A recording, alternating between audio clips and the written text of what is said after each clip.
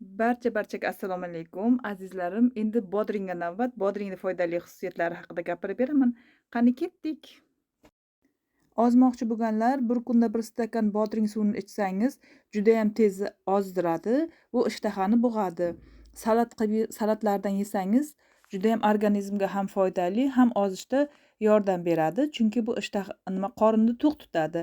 Bodringni foydali xususiyatlari qonda xolesterinni kamaytiradi, bo'g'im og'riqlaridan xalos etadi, buyrak salomatligini mustahkamlaydi. Qavziyatda samarali vosita.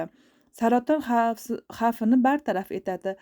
Ovqat hazm qilishni, ortiqcha vazndan xalos bo'lishda yordam beradi. Qon bosimini normallashtiradi. Bosh og'rig'idan xalos etadi. Nafas olishni yengillashtiradi. Bodringning foydali xususiyatlari juda ham ko'p azizlarim.